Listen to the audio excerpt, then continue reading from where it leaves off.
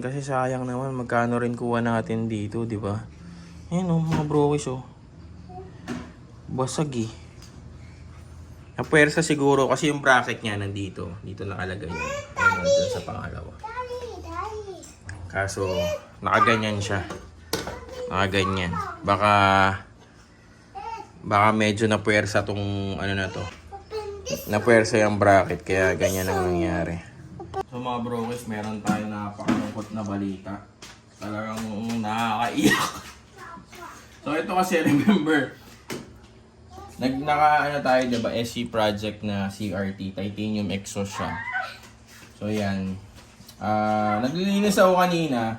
Sabi ko, parang nawawala yung bracket dito. May bracket kasi dyan eh.